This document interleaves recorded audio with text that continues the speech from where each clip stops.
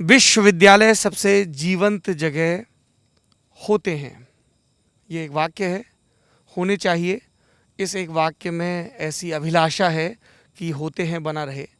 और इस वक्त जब रात के तकरीबन, एक तो आज हमने घड़ी नहीं बांधी, बार बार कलाई पे नज़र जा रही है। गौरव जी ऐसा दावा कर रहे हैं कि वक्त 10:30 का हुआ है रात का, और हम लोग चौधरी चरण सिंह विश्वविद्यालय में हैं, मतलब मेरठ विश्वविद्यालय जो चौधरी चरण सिंह के नाम पर है, मेरठ यूनिवर्सिटी। और यहाँ पर बहुत सारे लोग हैं। तो हम लोग कभी टीवी देखते हैं ना, तो हमको लगता है यार टीवी में जो डिबेट होती है उसमें सब बड़ा बड़ा नेता आता रहता है, वही रिपीट फेस आता रहता है, और जो एकदम बिल्कुल पेवर ग्राउंड लेवल के वर्कर हैं वो नहीं आ पाते हैं। तो हमने यहाँ के अपने दोस्तों से, प्रधान जी वगैरह सबसे गुजारिश की, तो उन्होंने देखिए बहुत सारी पार्टियों के नेता हैं, तो इनसे आपका परिचय करवा देते हैं। जनता भी है यहाँ पे, नौजवान जनता, लल्लन टॉप की ताकत है, उनसे भी मिलवाएंगे। पहले सब जनता लोगों का चेहरा दिखाएं। हाँ, और ये बड़े सब होनहार लोग हैं, है ना, ये मेरठ के सब चांद सितारे हैं ये, है ना, एकदम सब लोग सोच रहे हैं अच्छा तारीफ हो रही है, एकदम समझ में नहीं आ रहा कैसा पोस्ट दें। कई लोग हैं जो पीएचडी कर रहे हैं, हमारे दोस्त हैं, शायर हैं यहाँ पे, हैं, ये उनके साहबजादे हैं, ये बड़े होके रघु राय की तरह एक उम्दा फ़ोटोग्राफ़र बने, ऐसी मेरी ख्वाहिश है। तो इन लोगों से बात करेंगे। तो सबसे पहले मैं जल्दी से मेहमानों का परिचय करवा देता हूँ, कभी टीवी में नौकरी पानी पड़े तो कहेंगे साहब हम भी डिबेट करवा लेते हैं। हैं, क्या नाम है आपका? मेरा नाम अवधेश शर्मा है। अवधेश शर्मा, किस पार्टी से हैं? मैं शिवसेना से हूँ। शिवसेना से हैं, चलिए। मेरा नाम आदेश प्रधान है और मैं किसी पार्टी से नहीं हूँ। बहुत बढ़िया। पर फिर यहाँ कैसे, ये भी तो बता दो। बस हम जानकारी हुई थी कि जो है एक मुद्दे पे यहाँ पे जो है चर्चा होगी। किस मुद्दे पे? जो भी समाज में चल रहे हैं, आज की जो पॉलिटिक्स चल रही है, और कतार जो में आपको कुछ कह के खड़ा हाँ किया सरकार में जो मैं कह रहा हूँ, इस कतार में आपको किसका प्रतिनिधि बना के खड़ा किया? मैं तो किसानों की बात कहना चाहता हूँ। किसानों की बात कहना चाहते हैं। अवधेश प्रधान, आदेश जी, आदेश प्रधान, और आप हैं अवधेश शर्मा। अवधेश शर्मा, आदेश प्रधान जी। ज्ञानशील एकता। मेरा नाम अक्षय बैसला है और मैं विद्यार्थी परिषद से जुड़ा हूँ विद्यार्थी और कैंपस का छात्र हूँ। बहुत बढ़िया। जी, मैं हेमंत प्रधान हूँ और कांग्रेस का प्रदेश का उपाध्यक्ष हूँ। युवा मोर्चा में लगातार 3 बार अध्यक्ष रहा हूँ मैं। युवा मोर्चा नहीं, यूथ यूथ कांग्रेस। युवा मोर्चा तो इनकी पार्टी में होता है। यूथ कांग्रेस। जा रहे हैं क्या इनकी पार्टी? नहीं वो कोई वो नहीं। नहीं, आपके युवाओं की जितेंद्र बात प्रसाद है। चले गए तो हमने कहा पूछ नहीं, रहे नहीं, हैं। किसी का आने जाने से कुछ फर्क नहीं पड़ता। नहीं पड़ता है। किसी का आने जाने से कुछ आएंगे फर्क नहीं आएंगे पड़ता। आएंगे, तकरीर का पूरा हमें उम्मीद है। अरे भाषण का भाषण, अरे ये तो एकदम बटन चाह रहे, आएंगे भाई आएंगे। नाम फिर से बताइए अपना। हेमंत प्रधान। हेमंत जी। रतनपाल सिंह जी। रतनपाल जी। किस पार्टी से हैं? जो बहुजन समाज पार्टी से। बहुजन समाज पार्टी से हैं। जी, मेरा नाम पवनीश यादव है और मैं प्रदेश सचिव हूँ प्रगतिशील समाजवादी पार्टी से, और पहले मैं इस मेरठ जिले का जिला महासचिव रहा था अपनी ही इसी पार्टी से। अच्छा, शिवपाल यादव जी जी, की जी। पार्टी से। आप नाम बताया आपने? पवनीश यादव। पवनीश जी। मेरा नाम अमित चौधरी एडवोकेट है। 13 साल की उम्र से राष्ट्रीय लोकदल का सक्रिय कार्यकर्ता हूँ। काफ़ी जोरदारी के साथ एंट्री हुई है। मेरा नाम आनंद प्रकाश है और मैं यहीं का छात्र हूँ। यहाँ से बीटेक की, एमबीए किया, यहीं से चुनाव लड़ा, 2 वोट से हारे। मैं महानगर अध्यक्ष हूँ समाजवादी पार्टी में, छात्र सभा में, और यहीं से ही मतलब बीटेक की नौकरी त्याग करके छात्र राजनीति में, यूथ की राजनीति में काफ़ी बलिदान दिया है, और अब इसी में ही करियर बनाना है समाजवादी पार्टी। बलिदान देना होगा। I feel like sacred games का दैट गुरु जी हैं। बढ़िया। नाम बताओ। मेरा नाम मोहित कुमार है। मोहित, क्या करते हो? मैं जी स्टूडेंट हूँ। स्टूडेंट है जी। और किस पार्टी के समर्थक हैं आप? मैं तो छात्र यूनियन के साथ रहा हूँ हमेशा। छात्र जी। किसी को सपोर्ट भी तो करते हो ना, इसीलिए तो इस कतार में खड़ा किया गया आपको। सपोर्ट मेरे भाई चुनाव लड़ा था यहाँ विद्यार्थी परिषद से। विद्यार्थी जी, लास्ट टाइम उन्हीं सपोर्ट किया था यहाँ छात्र यूनियन में। उसके बाद फिर मैंने जो है कुछ दिन आज़ाद समाज पार्टी में काम किया। विद्यार्थी परिषद और फिर आज़ाद समाज। वो भाई चुनाव लड़े थे, उनके परिवार के साथ तो रहने ही पड़े। नहीं, तो उसके बाद तो फिर पार्टी ज्वाइन कर लिया, आज़ाद समाज पार्टी। लगातार 2 साल से उसी में काम किया है। फिर अब हाँ लो कंप्लीट करके बस अपना तैयारी में लगे हुए हैं, पढ़ाई में। तो बढ़िया एक वैरायटी है, आप लोगों ने देखा होगा, है ना, धैर्य के साथ। शिवसेना, किसानों की बात, विद्यार्थी परिषद, कांग्रेस, बसपा और प्रगतिशील समाजवादी पार्टी प्रसपा, एक प्रसोपा हुआ करती थी, है प्रजातांत्रिक सोशलिस्ट पार्टी। उसके बाद रालोद, 13 साल की उम्र से है भाई, इन्होंने तो अपने बलिदान की कहानी भी सुना दी हैं। बीटेक एमबीए नौकरी छोड़ के संघर्ष कर रहे हैं, 2 वोट से हारे हैं, ऐसा दावा है। और ये भाई पहले विद्यार्थी परिषद में थे, लेकिन परिवार का साथ देना है और अब 2 साल से आज़ाद समाज पार्टी में है, जो कि चंद्रशेखर की शुरू की हुई है। इन लोगों से बातचीत करेंगे। सबसे पहले अपन 2-2 राउंड की बात करेंगे, ठीक है। एक राउंड में तो बात करेंगे कि पढ़ाई लिखाई का क्या है, यूनिवर्सिटी का माहौल ये, और दूसरे राउंड में हम लोग बातचीत करेंगे पॉलिटिकल मसलों पे, मेरठ के मसले, आपकी पार्टी के मसले, ठीक है। और उसके बाद देखते हैं 2 राउंड के बाद कितनी ऊर्जा बचती है, कितना समय बचता है, और फिर थोड़ा सा जो हमारे ये सुधी दर्शक हैं, लोकल लीडर हैं, इनसे भी बात करेंगे, है ना। ये भी काफ़ी चार्ज खड़े हैं, है ना, कि अगर अच्छा ये भी है एक चीज़, अगर आपको लग रहा हो ना कि आपकी पार्टी का नेता हल्का पड़ रहा है, तो जैसे हॉकी के मैच में बीच में रिप्लेसमेंट होता है ना, वैसे रिप्लेसमेंट भी कर देना, तुरंत ऐसे करके टाइम आउट करके कि नहीं जी ये जम नहीं रहा है, इधर भेजो, ठीक है भाई। चलिए, सब मजबूत हैं, सब बढ़िया बोलने वाले हैं। चलिए फिर आनंद आना चाहिए। हमें तो यही अच्छा लग रहा है कि देखिए संघ और कांग्रेस साथ खड़ी है, हैं? भाई है ना अपना छोटा भाई है। चलिए, तो अवधेश जी, शिवसेना उत्तर प्रदेश में, शिवसेना उत्तर प्रदेश में ही नहीं, पूरे हिंदुस्तान में है। पूरे हिंदुस्तान में शिवसेना है, और शिवसेना ऐसी पार्टी है जो हिंदुस्तान से बाहर है, नेपाल में भी है, नेपाल में गठन है जी। लेकिन कोई यहाँ पे राजनीतिक अस्तित्व तो दिखता नहीं। नहीं, राजनीतिक अस्तित्व क्यों नहीं है? राजनीतिक अस्तित्व हमारे यहाँ से विधायक रहे हैं श्री पवन पांडे जी जी, फैजाबाद अयोध्या से, उसमें, और वो ऐसे रहे हैं कि साल पहले रहे थे, वो सन 90 30 साल हो गए 90 के बाद पवन पांडे को जी बने हुए। जी। तो फिर उसके बाद से तो कुछ हुआ नहीं। नहीं, उसके बाद से जब कल्याण सिंह जी की गवर्नमेंट आई, उन्होंने सबसे पहले, हमारे यहाँ नेता थे धर्मदत्त शर्मा जी, नेता थे, उनका मर्डर हो गया सन 2001 में। और सभी जितने यूथ हैं, ज़्यादातर सभी सभी उन्हें जानते होंगे। नहीं, यहाँ कल्याण सिंह से क्या कनेक्शन है इसका? नहीं, कल्याण सिंह जी से ये कनेक्शन है, निगार कांड हुआ था मेरठ के अंदर, निगार कांड हुआ था मेरठ के अंदर। पीपल लव कांड, वो कांड सुनते ही सबके कान खड़े हो जाते हैं। टेल मी अबाउट दिस कांड। निगार कांड हुआ था, तो उसमें राजनाथ सिंह जी और कल्याण सिंह जी आए थे, और सबसे पहले उन्होंने जो है धर्मा जी के पीठ पे हाथ रख के कहा था, मुझे ऐसे युवाओं की ज़रूरत है उत्तर प्रदेश के अंदर। और जब कल्याण सिंह की अरे आप तो एकदम सिलेबस से इधर-उधर भाग जाते हैं महाराज। पहले कांड बताइए क्या था। निगार कांड में जो हुआ था, हिंदू मुस्लिम राइट हुआ था। ओहो, ये तो उसके अंदर आई डोंट लव जी, तो उसके अंदर दंगे हुए थे। मैं बता रहा हूँ ना, तो निगार कांड क्यों बोलते हैं? निगार कांड क्योंकि निगार सिनेमा था वो। अच्छा, हाँ, निगार कांड इसलिए निगार सिनेमा था वो, तो इसलिए उसे निगार कांड के नाम से जानते हैं। और उस समय जो है भाजपा जो है हिंदुत्व के मुद्दे पे काफ़ी जो है आगे चल रही थी। और अभी आपको लगता है पीछे हो गई है? नहीं, ऐसा है कि बहुत पीछे हो गई है, वो खाली श्रेय लेना जानती है। अब आप देखिए, हमारे कल्याण सिंह जी की मृत्यु हुई, पार्थिव शरीर को 3 दिन तक उसका जुलूस निकाला गया, यहाँ रखो वहाँ रखो, पूरी तरीके से कैश करना हुआ उसे। अच्छा, एक चीज़ बताइए, आपने कल्याण सिंह जी का जिक्र किया, किसी व्यक्ति की अंत्येष्टि कैसे हो, ये उस व्यक्ति का परिवार तय करता है? नहीं, बात तो सुन लीजिए, है ना। मेरा और आपका तो कोई अधिकार है नहीं कहने का अंत्येष्टि पे। उनके परिवार में उनके बेटे हैं राजवीर सिंह, एटा से सांसद हैं, वो मौजूद थे। उनके पौत्र हैं संदीप, वो मौजूद थे।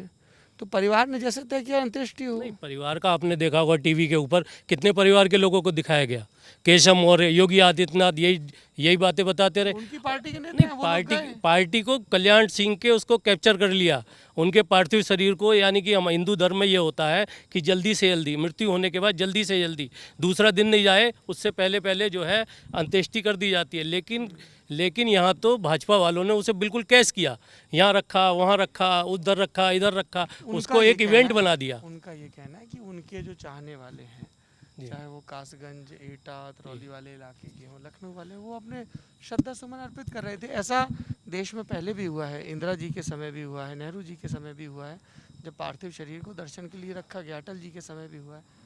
उन लोगों को तो अंदर घुसने ही नहीं दिया गया। इसका शिवसेना के उत्तर प्रदेश के राजनीतिक भविष्य से क्या लेना देना है? नहीं, भविष्य को मैं बता रहा हूँ। बताइए। भाजपा चाहती है कि कोई भी क्षेत्रीय दल उभरने ना पाए, अच्छा, कोई भी आप देखिए, अपना दल पहले कितना मजबूत होता था, बिल्कुल ख़त्म कर दिया। दो टुकड़ों में पूरब में उसका अपना एक अलग महत्व था।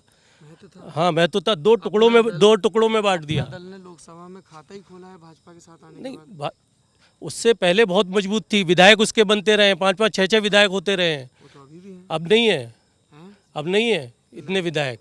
जानकारी गड़बड़ है। नहीं, 5 विधायक हैं। जानकारी गड़बड़। और ये उनका सर्वोत्तम है, आपको पता है, ये उनकी बेस्ट इलेक्शन परफॉर्मेंस। नहीं, आप देखिए, तोड़ दिया, 2 हिस्सों में बांट दिया। वो भाजपा विद्यार्थी परिषद के व्यक्ति बताएंगे, आएंगे। मैं तो देखिए, ये शिवसेना पे बात हुई, कल्याण सिंह जी, मोदी जी और अमित शाह का देह है। अरे जी, सवाल बहुत पॉइंटेड है अवधेश जी, फिर से दोहरा देता हूँ। उत्तर प्रदेश में शिवसेना का भविष्य इसके वर्तमान से ही तय होगा ना। आप शिवसेना में हैं, मैं ये जानना चाहता हूँ कि यूपी में शिवसेना कभी क्यों नहीं पनप पाई? एक पवन पांडे का आपने उदाहरण दिया, वो इकलौता अपवाद है। जी। क्यों नहीं पनप पाई, ये बताइए। नहीं, शिवसेना मेहनत करती रही, हिंदुत्व के मुद्दे पे चलती रही, लेकिन उसका श्रेय जो है भाजपा लेती रही। अब आप देखिए, राजनीति में एक बात कही जाती है अवधेश जी, कि आप अगर ये कंप्लेन कर रहे हैं ना, पॉलिटिक्स में है कि किसी दूसरे ने पॉलिटिक्स कर दी, इसका मतलब आप पॉलिटिकली फिट नहीं। आप लोगों ने भी तो पॉलिटिक्स कर दी, एनडीए के साथ चुनाव लड़े महाराष्ट्र में, पर आपको बनना था सीएम आपके नेता को, तो वो चला गया कांग्रेस एनसीपी नहीं, के साथ। हमारा पहले ही उनसे पैक्ट हो गया था कि 2.5 साल आप रहोगे, 2.5 साल हम रहेंगे, लेकिन भाजपा गवर्नमेंट उसको नकार दिया। उसके बाद आप कांग्रेस एनसीपी में चले गए। सत्ता सबको प्यारी होती है, सत्ता सबको, ये आपने ये जो बात कही है ना, सत्ता सभी को प्यारी होती है। क्योंकि पहले तो आप लोग कांग्रेस एनसीपी का विरोध करते रहे। नहीं, विरोध आज भी है, कुछ सैद्धांतिक मुद्दे हैं हिंदुत्व के। विरोध आज भी है? हाँ, हिंदुत्व के मुद्दे पे आज भी हम नहीं बिल्कुल डगे हैं। नहीं डगे। चलिए आते हैं वापस। हाँ जी, प्रधान साहब, क्या है किसानों का मुद्दा? मतलब देश तो जानता ही है जी, पर आप उसमें क्या जोड़ना चाहते हैं, क्या कहना चाहते हैं? जोड़ना क्या चाहते हैं साहब, इस बीजेपी सरकार ने नाश कर रखा पूरे किसानों का। नाश कर रखा। कैसे? आत्महत्याएं बहुत ज़्यादा बढ़ी हैं, आंकड़े इनके पास में देने को है नहीं। और गांव देहात में अगर आप ग्राउंड रिपोर्ट पे हम बात करेंगे तो मुझे ऐसा लगता नहीं है कि मेरठ के जो आसपास में जो है कम से कम 30 से 40 किसानों ने आत्महत्या करी होगी। कब? अभी जो ये पिछले 3-4 साल का है, 2013-14 के 15 के बाद, सॉरी 15 और 16, 17, 18 की जो रिपोर्ट की जो स्थिति है। लेकिन कोई भी जो आंकड़ा है, आपने क्या पढ़ाई की है? मैंने सर LLB की है। अच्छा, हाँ, तो और इस आंकड़े का, इस दावे का आधार क्या है? दावे का आधार ये है कि हम जैसे गांव में जाते हैं, नॉर्मल किसान मर जाता है तो जो अधिकारी हैं वो कभी चढ़ाते ही नहीं उस चीज़ को उसमें। वो दूसरी शिकायत वगैरह की? क्योंकि ये उसकी- बहुत बड़ा क्लेम है, इसलिए मैं इतनी उत्सुकता के साथ हाँ पूछ जी, रहा हूँ। उसकी शिकायत क्या, मेरे गांव के ही एक लड़का था, उसने आत्महत्या करी थी जो है, पूरा उस पर कर्जा था उस पर जो है। हाँ, कर्जा था। कर्जा होने के बाद में जब उसके घर पे जो है, मेरे गांव का ही था, उस पर मतलब जो है नोटिस छपके हुए, दरियापुर गाँव है मेरा। हाँ, उसके बाद में जब गेहूँ की जो फसल हो रही थी उस टाइम की बात है, तो हम गांव का मैटर था तो हम भी गए थे। उस टाइम जो है बहुत सारे लोग किसानों ने आत्महत्या करी थी, हमारे इधर 4 से 5 लोग हुए। लेकिन सरकारी अगर आंकड़े में देखें तो कोई रिकॉर्ड उनका है नहीं किसी का भी। जो सरकार के आंकड़े तो गड़बड़ी रहते हैं। हाँ, तो ये स्थिति सरकार की, क्या जो करना चाहिए किसानों की, सरकार को? किसान किसानों की आत्महत्या को रोकने के लिए जो बस केवल सबसे आसान तरीका जो मैं मानता हूँ, जो किसानों की फसलें हैं उनको वाजिब दाम दे दिया जाए, और सही टाइम पे गन्ने का भुगतान जो अगर उनको मिल जाए तो वो सबसे अच्छा होगा। गन्ने के भुगतान को लेके योगी आदित्यनाथ सरकार के कई दावे हैं। सबसे बड़ा सवाल सुन लीजिए, सबसे बड़ा दावा तो उनका यही है कि पहले भुगतान 1-2 साल लग जाते थे, लेकिन अब तुरंत भुगतान होता है 1 महीने के अंदर। हमारा मवाना मिल है तो मुझे ज़्यादा जानकारी मक्की भी है, और जो सिंभावली मिल है आसपास में पड़ते हैं जो है 300 करोड़ रुपए जो है पिछले साल तक का जो है मिलों पर है किसानों को। मतलब आप कह रहे हैं कि किसानों को पेमेंट नहीं हो रहा है। 300 करोड़ तक की बात बता रहा हूँ मैं सर आपसे, जो है। और मवाने की जो है दिसंबर और जनवरी का आप अपना पेमेंट गन्ना कहाँ ले जाते हैं? मवाना ले जाते हैं दिसंबर। सीजन का ले गए? हाँ, और दिसंबर जो भुगतान आ चुका है? नहीं, पूरा नहीं हुआ है जी, अभी पूरा नहीं हुआ है। दिसंबर तक का जो दिसंबर जनवरी तक का भुगतान हुआ है। और दूसरी चीज़, एक और किसानों की समस्या इतनी बड़ी गंभीर स्थिति ऐसे रूप ले रही है वो जो है कि उनकी बातों को कोई सुनता ही नहीं है। क्या वजह लगती है इसकी आपको? वजह बस सरकार फेल है सब जो है। नहीं, पहले झूठे वादे करती है सरकार। मेरा सवाल प्रधान साहब ये है कि किसानों की जो मांग है वो किसी भी पार्टी के नेशनल एजेंडा में टॉप पे क्यों नहीं आ पाती है? इसकी वजह क्या है? किसानों की मांग क्यों नहीं सुनी? किसानों की मांग हर पार्टी के नेशनल उस पर रहती है एजेंडे में। जो पार्टी का संकल्प पत्र होता है उसमें हमेशा रही हैं। 14 दिन का भुगतान हम करेंगे। पूरे उत्तर प्रदेश में क्या पूरे देश में किसी भी पार्टी ने अभी तक भुगतान नहीं करा 14 दिन का। और सब बोलते हैं। अनेकों याचिकाएं जो है हाई कोर्ट से लेकर सुप्रीम कोर्ट तक पड़ी हैं ब्याज दिलाने के लिए। ब्याज दिलाने के लिए हाई कोर्ट तक, सुप्रीम कोर्ट तक लड़ाई लड़ी है किसान नेताओं ने। उसके बावजूद भी सरकार को कई बार फटकार भी लगा चुका है सुप्रीम कोर्ट, लेकिन किंतु जो है सरकार सुनती नहीं किसी की भी। और अब तो जो है बहुत अच्छी सरकार है, केवल हिंदू और मुसलमान माट काट बस ये चल रहा है बस केवल। चलिए जानते हैं जी, नाम फिर से बताइए। मेरा नाम अक्षय बैसला है। अक्षय बैसला। जैसे तो 2 बातें आई हैं, है ना? भाई साहब- बातें तो इधर से भी आई क्योंकि आप सरकार में हो। भाई साहब कह रहे थे कि जो भारतीय जनता पार्टी है वो क्षेत्रीय राजनीतिक दलों को पनपने नहीं देती। तो राजनीति क्या है? राज करने की नीति। तो क्यों पनपने देंगे? अगर आप में दम है, आपकी पार्टी में दम है तो आप काम करिए, लोगों के बीच जाइए, लोगों को जगाइए। अगर वे गलत काम कर रहे हैं कोई सरकार तो उनसे बताइए ना लोगों को। लोग समझेंगे, आपकी बात को रखेंगे तो आपको सरकार में लाएंगे। मैंने भी कहा अवधेश जी आऊँगा। ये टीवी डिबेट नहीं है, अपन आराम से बात करेंगे, है ना? कोई अंत नहीं है वरना इसका, सुबह तक ऐसे ही सब लोग, है ना? अच्छा, और आपको सरकार में लाएंगे। और ये बात कर रहे थे कि पहले ये होगा, आत्महत्या होगी, ये होगी। तो हाँ जी, प्रधान जी बात कर रहे थे। तो ये आत्महत्या तो अखिलेश यादव जी की सरकार में भी होती थी, ठीक है, हमारे गांव के पास में भी हुई है, मैंने भी देखा है, ठीक है जी। तो इनका कोई आधार नहीं है। अगर आत्महत्या हुई है तो फिर उनको आप ले जाकर दिखाओ। आप किसानों के नेता हो या समाजवादी पार्टी के या कांग्रेस के हैं, वे जाकर धरना प्रदर्शन करें या लोगों को जगाएं तो वो पता चलेगा। आप भी आओगे, पत्रकार भी आएंगे, देखेंगे कि आत्महत्या हुई है नहीं हुई है, क्यों हुई है, कैसे हुई है, तो जब ही तो पता चलेगा। अच्छा, तो आप कह रहे हैं उसको मुद्दा बनाया जाना चाहिए। अब मुद्दा बनाया जाना चाहिए। अगर मुद्दा है ही नहीं इनके पास में, डिप्टी सीएम कह रहे हैं कि ये प्रदर्शन करें, धरना दें। दिनेश शर्मा जी अभी आज तक के कार्यक्रम में कह रहे थे, वो तो कह रहे हैं कि धरना दें, ये धरना ही नहीं दे रहे, प्रदर्शन ही नहीं कर रहे। इतना दम ही नहीं बचा है राजनीतिक दलों के पास में, विपक्षी राजनीतिक दलों के पास में इतना दम नहीं बचा है कि वो भारतीय जनता पार्टी का डट के सामना कर सके। इतना मतलब भारत के इतिहास में इतना कमज़ोर जो है विपक्ष आज तक नहीं हुआ है। के लिए तो अच्छा है ना, विपक्ष कमजोर है तो। हमारे लिए तो अच्छा है। तो फिर इतना विपक्ष की चिंता क्यों कर रहे नहीं, हैं? विपक्ष कृषि कानूनों पे क्या सोचते हैं फैसला साहब? क्या जी? कृषि कानूनों के बारे में कृषि जो प्रदर्शन चल रहे हैं। कृषि कानूनों पर प्रदर्शन चल रहा है, तो उसमें जो वहाँ पे किसान बैठे हुए हैं, किसान नेता बैठे हुए हैं, तो उनके और सरकार के बीच में बात हो रही है। अब हम तो वहाँ गए नहीं, ना हमें मीटिंग में बुलाया गया, ना मोदी जी ने बुलाया, ना उन्होंने राकेश टिकैत जी ने बुलाया कि आप भी आ जाओ हमारे साथ में। ये अभी पहला मेरठ यूनिवर्सिटी छाप जवाब आया है, खरा जवाब। हाँ जी, ना उन्होंने बुलाया राकेश टिकैत जी ने कि आप भी आ जाओ अक्षय बैसला जी, आप सुन लो, आप जाकर मेरठ यूनिवर्सिटी में बता दें, जाना चाहिए था। मेरठ यूनिवर्सिटी में जाकर बता देना कि हमारे बीच में ये बात हुई। अब क्या पता वे कृषि कानून में उसमें संशोधन करने के लिए, अब कानून तो बदलना है नहीं। इतना कमज़ोर मुख्यमंत्री या प्रधानमंत्री अखिलेश यादव की तरह तो है नहीं कि पत्रकार को जिंदा जला दिया और मंत्री वो बाहर कर दिया, फिर मंत्री बाहर अंदर ले लिए।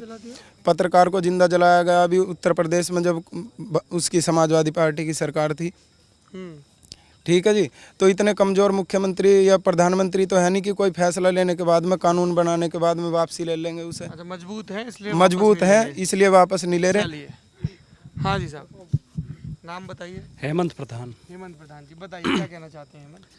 आज देश और प्रदेश की स्थिति, जैसे अभी मेरे छोटे भाई ने बताया, किसानों पे लेके बात की, पत्रकारों पे लेके बात करी, युवाओं में लेके बात करी। पिछले कोरोना काल का बहाना रहा और किसान परेशान हैं, युवा परेशान हैं, रोज़गार नहीं है, महंगाई बिल्कुल डायन का रूप ले चुकी है। मैं सवाल करना चाहता हूं, मैं पूछना चाहता हूं स्मृति ईरानी जी से कि वो सिलेंडर कहाँ गया जो 400 रुपये में तुम्हें महंगा लगता था, आज 900 रुपये के पार है।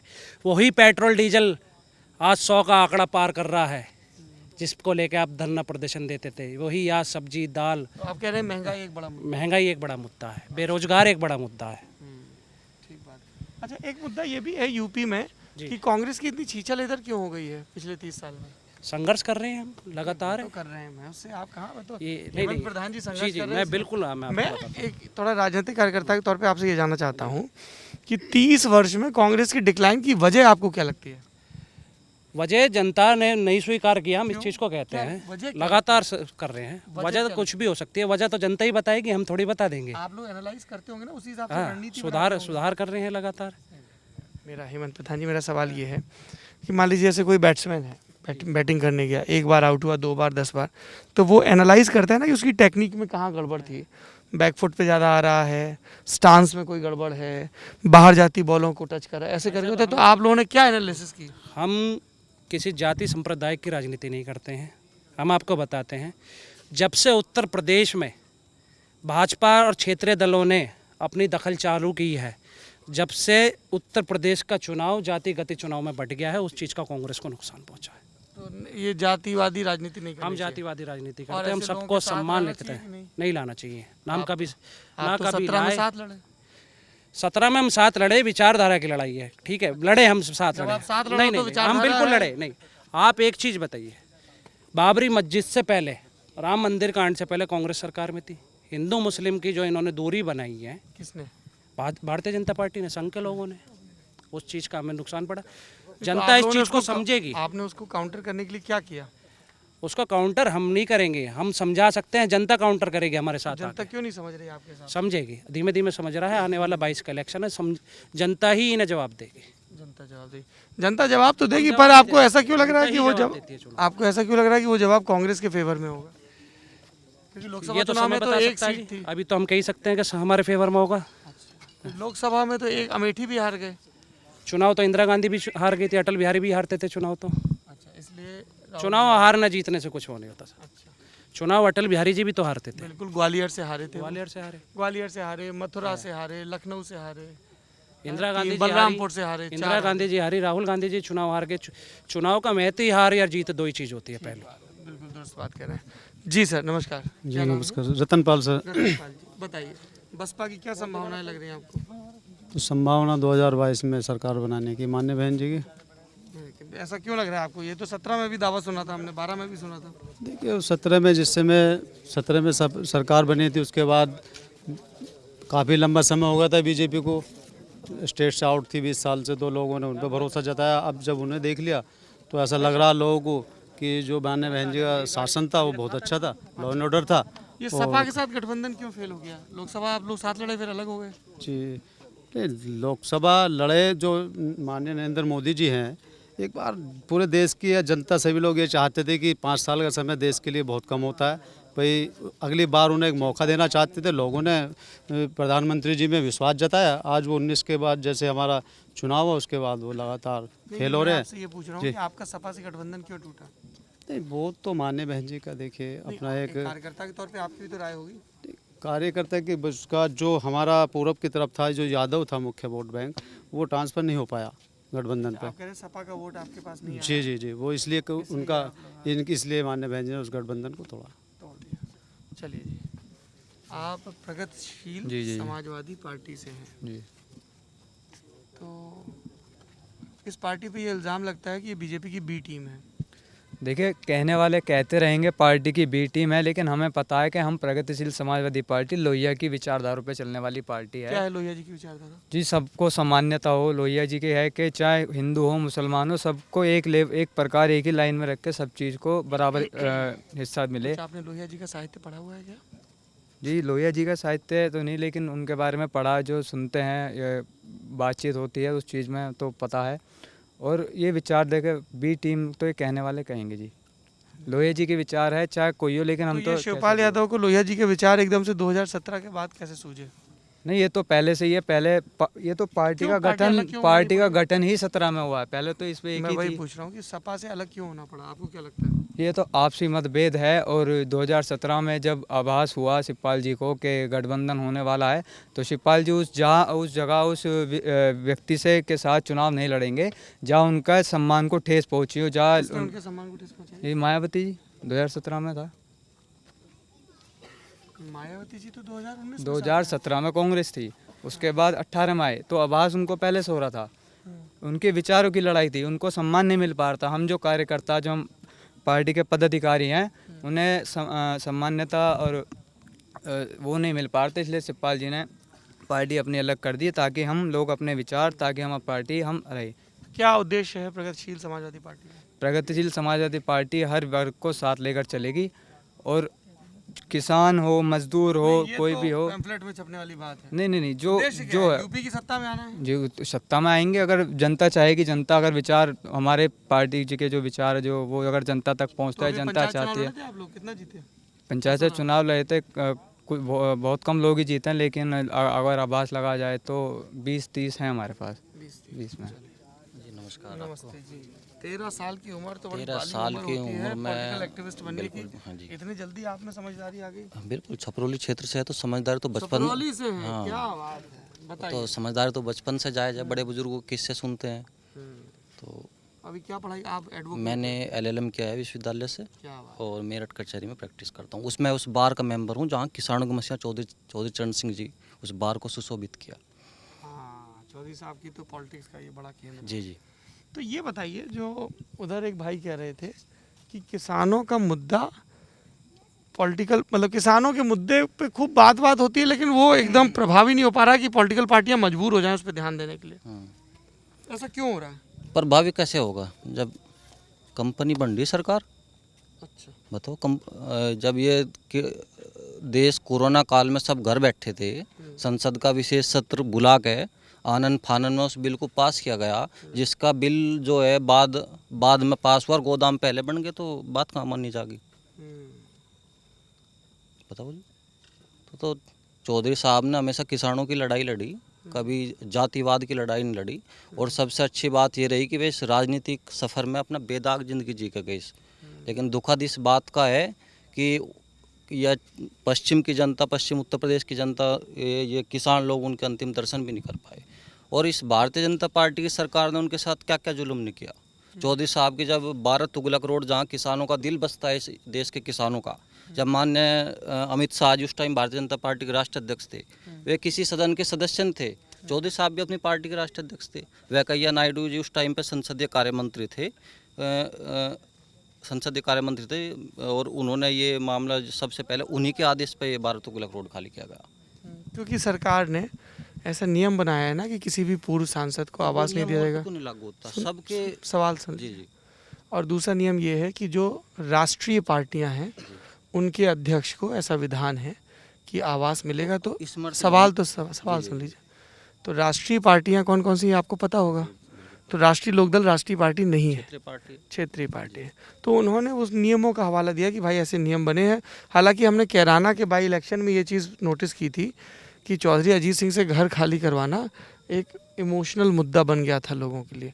जी, आप क्या कह रहे हैं? मैं ये कह रहा जी, बाद में आपकी बात मुझे जायज़ लगी कि राष्ट्रीय लोकदल क्षेत्रीय पार्टी है, लेकिन चौधरी साहब ने तो कहा था कि इसे स्मृति भवन में तब्दील कर दो। यहाँ देश के किसानों के मसीहा ने अंतिम सांस ली थी। एक और नियम बना हुआ है कि अब पूर्व प्रधानमंत्रियों के नाम पे स्मारक, उनके आवास को नहीं बनाया जाएगा। ये भी नियम बना है। काशीराम जी के आवास पे क्यों है? काशीराम जी काशीराम स्मृति है दिल्ली में, वो प्राइवेट प्रॉपर्टी है। अच्छा, वो सरकारी प्रॉपर्टी नहीं है, वो बसपा की प्रॉपर्टी है। जी, बसपा की प्रॉपर्टी है। तो स्मृति भवन में तब्दील करने का आग्रह किया था, आग्रह नहीं मानना तो क्या करे। हाँ, तो ये आपको लगता है एक मुद्दा है? मुद्दा बहुत बड़ा है किसानों के साथ। एक तरह से अभी पंचायत राज मंत्री मतलब भूपेंद्र चौधरी, बताओ है कोई भूपेंद्र चौधरी है, हाँ। उन्होंने ऐसा बयान दिया कि ये बयान मैंने सुना है, ये मैंने गाजियाबाद में भी सुना। क्या बयान है ये? उन्होंने ये बयान दिया, वो भी छपरौली क्षेत्र में, रमाला में, मेरा गांव किरठल है गांव बराबर में, और वहाँ पे वे खड़े होकर ये कह रहे चौधरी साहब के बारे में, जहाँ देश के किसानों का उनमें दिल बसता है, कि भाई अगर तुम छपरौली वालों चौधरी चरण सिंह को पहले निपटा लेते तो वे चरण सिंह रहते, चौधरी ना बनते। तो ये तो निपटाने की बात करने लगे। ये कहाँ ये शपथ लेते हैं जब मंत्री बनते हैं, तो क्या ये ऐसी, ये कहते हैं कि ऐसे थोड़ी होता है, द्वेष भावना ये सब निपटाने की बात करने लगे। द्वेष तो नहीं होना चाहिए मंत्रियों में। तो ऐसी भाषा, ये किसान इन्हें सबक सिखाने के लिए बैठा है इस बार। इन्हें चौधरी साहब तो निपटा नहीं कभी, वे तो अमर है, अमर रहेंगे इस देश के किसानों की आत्मा में अजर अमर है चौधरी साहब। लेकिन इनका इलाज जरूर होगा इस बार। एक चीज़ ये बताइए, आप राष्ट्रीय लोकदल से जुड़े हैं, जैसे चौधरी चरण सिंह जी थे तो उनका जो प्रभाव का इलाका था वो हरियाणा से लेकर बिहार तक था। जी जी। है ना। जब चौधरी अजीत सिंह आए तो वो घटता चला गया। अब वो सिर्फ वेस्टर्न यूपी के कुछ ज़िलों की पार्टी मानी जाती है।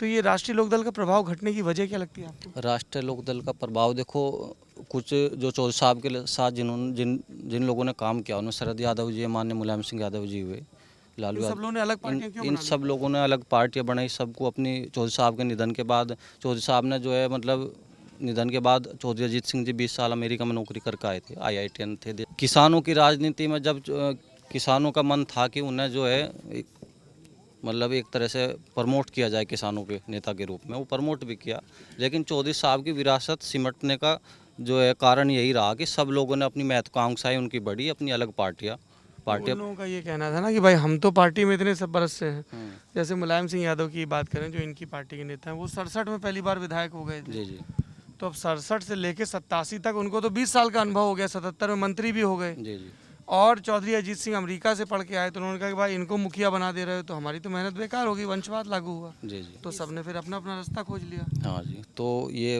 मतलब वो असर क्यों घट गया रालोद का? असर ये है जो हिंदू मुस्लिम की बात होने लगी यहाँ से, और वो अभी भैया ने जिक्र कराया था बाबरी मस्जिद का, वो जो चौधरी साहब का जो वोट बैंक रहा वो उन्होंने एक अजगर का वो दी थी, जी फार्मूला अजगर फार्मूला था। बाद में मजगर हुआ। हाँ, तो इन्होंने वो अजगर फार्मूला बिगाड़ दिया। हाँ, अहीर और जाट और गुजर और राजपूत, चौधरी साहब ने कभी बिरादरी की राजनीति नहीं की। मतलब उन पर कोई अगर आज के रूप में दो विपक्षी पार्टी है, भारतीय जनता पार्टी है, उन्हें कौन से चौधरी साहब ने, बड़े चौधरी साहब ने कि दोनों चौधरी साहब ने हमेशा उन्होंने उनके लेटर पढ़े, इंटरकास्ट उनके बच्चों की शादी हुई है, किसी की भी मतलब जाट बिरादरी में कोई उन पर एक टैग नहीं लग सकता, लेकिन आज उन्हें जो प्रमोट किया जा वो जाट नेता के रूप में किया जा। हाँ, ये मैं कुछ गाँव में सुन रहा था, उनकी बीबी जैसे मैं हैं जैन चौधरी की जो बीबी है वो SC कास्ट की है, अच्छा, दलित है। तो मैं ये सुन रहा था कि गांव में कुछ लोग बोल रहे थे, जैसे मैं मवाना खोड़ में था वहाँ, तो वो लोग बोल रहे थे कि जी ये तो एक जाति का आंदोलन है। नहीं नहीं नहीं, किसान तो 36 बिरादरी होते, कौन कहता है एक बिरादरी का आंदोलन है? मैं तो जो लोगों सुन के आ रहा हूँ वो मैं लोगों से पूछ रहा हूँ। वे भाजपा वाले हो गए। भाजपा वाले होंगे, चलिए। और आपका इनसे अभी गठजोड़ बाकी है? बिल्कुल गठजोड़ बाकी है, सरकार बनाएंगे, किसानों की सरकार बनेगी। किसानों के साथ। और मुख्यमंत्री कौन बनेगा? मुख्यमंत्री तो बैठ के बात करेंगे उस बारे में। देखो ये राजी नहीं हो रहे हैं तुम्हारे नेता पे अभी, नहीं, इनके बड़े नेता राजी है। ये राजी है तो ये सब तो राजी बोल नहीं रहे। राजी है। सब इन्होंने राजी खुल के नहीं कहा कि आपके नेता बनेंगे, उन्होंने कहा बैठ के तय करेंगे। ओपन एंडेड जवाब बोला जब जाता है। बात तुलका है ना, आपने देवगौड़ा जी वाली मिसाल सुनी, हाँ, ठीक है ना, उनके MP कितने थे, वे प्रधानमंत्री बन गए थे, तो अभी बैठ के बात करने का मसला यही है, बैठ के बात करेंगे। खेल क्या बता ताल हमारे चौधरी साहब की भी लग जा। नहीं, चौधरी देखो कह रहे ताल हमारे चौधरी साहब की लग जाए। नहीं, चौधरी साहब दिल्ली से नखलव गए हैं। हाँ, चौधरी साहब दिल्ली से नखलव आए हैं, तो यानी मुख्यमंत्री तो नखलव वाले बनेंगे, दिल्ली वाले में अखिलेश यादव जी। ये कह रहे अखिलेश यादव देखो ये लोकतंत्र है, जनता है, मैंने क्या कहा, हम विचार कर रहे हैं, मैंने कहा मौका, मतलब मौका जयंत चौधरी का भी लग सकता मौके पे चौका क्यों नहीं होता? है। चौका होता है, तो ये तो राजी नहीं हो रहे हैं आपके नेता के लिए। जनता कबूल है, और वैसे जनता का मत सब अखिलेश कबूल यादव है। जी के बिल्कुल साथ है, ये किसान, ये पश्चिम पूरा बारिश करेगा वोटों, बारिश करेगा। बारिश इस बार पता लग जाएगी भूपेंद्र चौधरी को निमटाना क्या हुआ। हाँ, अच्छा ये भी साथ थे, ये आपके साथ थे, ये 17 में साथ थे, अच्छा ये 19 में साथ देखो थे। कांग्रेस पार्टी अरे इनसे पूछ लेने दीजिए, आपके साथ भी थे। हाँ, ये इनके साथ लड़े थे ना 19। हाँ 19 लड़े थे, फिर क्या हुआ, फिर ये क्यों अलग कर दिया इनको? बस विचारधारा है ना, इन्होंने कहा था अरे विचारधारा कैसे बदल जाती है 2 साल में यार, ये क्या चीज़ है विचारधारा? 19 में थी, 21 में नहीं है। थोड़ा सा कांग्रेस पार्टी दिल्ली में बैठकर राजनीति करे, किसान, हम किसान वर्ग है, हमारी 19 की बात चल रही है बसपा के गठबंधन की। तो बसपा तो हम कब, बसपा अलग हुई अपना स्वार्थ के कारण। अब 10 MP लेकर बहन जी साहब गई, धोखा दिया समाजवादी पार्टी को, राष्ट्रीय लोकदल को। जी ने तो बुआ कहा है, राष्ट्रीय बुआ कहा है, आज भी बुआ कहते हैं, आज भी सम्मान है। और ये क्यों चले गए 17 में? 17 वाले भैया का तो 17 वाले भैया ने थोड़ा सा बस मामला का फिक्र रहा। हमारा तो एक विधायक आया, वो भी धोखेबाज निकला छपरोली से, इस बार उसे भी सबक सिखाना। फीका निकले गठबंधन आएंगे आपके पास। हाँ जी, सबसे पहले आपका चौधरी चरण सिंह विश्वविद्यालय छात्र राजनीति की नर्सरी कही जाने वाली धरती पर आपका स्वागत है। लल्लन टॉप की पूरी टीम का मैं स्वागत तुम करता ये हूं। बताओ, तुमने बलिदान क्या दिया? तुमने एक हमको भाषण दिया था ओपनिंग कि हमने बलिदान दिया, क्या जिस बलिदान? जिस उम्र में लड़के बीटा करने के बाद गर्लफ्रेंड के साथ जाकर नौकरी करते हैं या मतलब अपने जीवन को बिताते हैं, उस समय में हमने ये सब चीज़ त्याग करके छात्र राजनीति में आए। और युवाओं की जो, तुम्हारी बातचीत से ऐसा लग रहा है, नाम क्या है आपका? मेरा नाम आनंद प्रकाश है। आनंद की बातचीत सुन के ऐसा लग रहा है कि जिन लोगों ने प्यार करना या नौकरी करना चुना है, उन्होंने कोई गुनाह कर दिया कि जिस उम्र में लोग ऐसा करते हैं। अरे कोई किसी ने प्रेम किया, लड़के लड़की ने, गर्लफ्रेंड बॉयफ्रेंड ने नौकरी कर रहे, तो क्या बुराई है? नहीं, जब जब समाज में बुराइयां आने लग जाए, जब समाज प्यार ना करें। नहीं, जब समाज लड़ने लग जाए आपस में, हिंदू मुस्लिम में लड़ने लग जाए, तो हम जैसे अगर युवा इन चीज़ों को नहीं देखेंगे तो फिर एकदम समाज द्वेष में तो चला प्यार जाएगा। करते हुए भी तो देख सकते हैं। कभी कभी होता है ना, नहीं हो पाता लोगों पे। ध्यान भटक जाता है। वो ये है कि इनकी जो भावना है वो ये है कि जिस उम्र में वो प्यार कर रहे हैं, उस उम्र में प्यार के साथ साथ जितना दिमाग वहाँ लगा रहा है, वो देश की अर्थव्यवस्था पर को भी देखा और देश में राजनीति किस विषय पर चल रही है उस पर भी देखा। प्यार तो शक्ति होता है ना। जैसे मैंने ललन टॉप बनाया, मेरी पत्नी ने मेरा पूरा साथ दिया, हम लोग साथ में पढ़ते थे, तो हम दो एक दूसरे के लक्ष्य की पूर्ति, जब सप्तपदी होती है जो संकल्प लिए जाते हैं, उसमें एक संकल्प ये भी होता है ना कि हम एक दूसरे की तरक्की में भागीदारी नहीं तो करेंगे। भाग्य में लिखा होता है किसी को अच्छा। भाग्य? अरे हम तो युवा हैं यार, हम अपने पौरुष से अपना भाग्य नहीं, रचेंगे। जो दूसरे वाला आदमी होता है वो भाग्य से आता है ना, वो तुम्हारा सपोर्ट करता है नहीं प्रयास करता करने है। से आता है। नहीं, इस बात है ना, बैठे रहेंगे वो आ जाए। बात है वो राजनीति में तुम्हें सपोर्ट करे या ना करे। नहीं, तुम ये बताओ कि जिन लोगों ने गर्लफ्रेंड के साथ नौकरी चुनी उनसे तुम्हें दिक्कत क्या है भाई? नहीं, दिक्कत कुछ नहीं है, लेकिन दिक्कत ये होती है तय किया कि तुम गर्लफ्रेंड नहीं बनाओगे। नहीं बनाएंगे, बस राजनीति करेंगे। राजनीति और में- आपके पर जो राजनीति में तो लड़कियों का भी सपोर्ट चाहिए होता है। हाँ, लड़कियों को भी सपोर्ट तो चाहिए लड़कियों होता से दिक्कत है। ऐसे कोई नहीं, कोई समस्या है? दिक्कत नहीं, ऐसे कोई दिक्कत क्योंकि नहीं। आज हमको खजूरी में एक लड़का मिला, उसने कहा जी लड़कियों को तो नौकरी भी नहीं करनी चाहिए, वो अलग ही जोन में था वो। नहीं, ये होता है समता समानता का अधिकार सबको होना चाहिए। अगर लड़की राजनीति में नहीं आएगी या नौकरी में नहीं आएगी, बराबरी का हक नहीं मिलेगा, तो देश में जो इक्वालिटी है ना वो हम पूरी नहीं कर पाएंगे। तुमको बलिदान की भावना कैसे आई बीटेक करते करते? क्या हुआ था ऐसा? लगा कि तुम्हारी मतलब चुप्पियों के बहुत मतलब निकाले जाएंगे गुरु। सर बात यह है कि देखो, सही सही बता ना। नहीं, राजनीति में आदमी पूरा टाइम नहीं दे पाता। अच्छा, तो आपका चूंकि उद्देश्य स्पष्ट था। मेरा पूरा टाइम राजनीति के लिए, मैंने मतलब घर से बाहर यहाँ रूम लेके रह रहा हूँ, मतलब राजनीति के लिए। घर भी जाना बहुत कम होता है, 10-15 दिन में एक दिन के लिए गई, करीब ऐसे 20 किलोमीटर घर।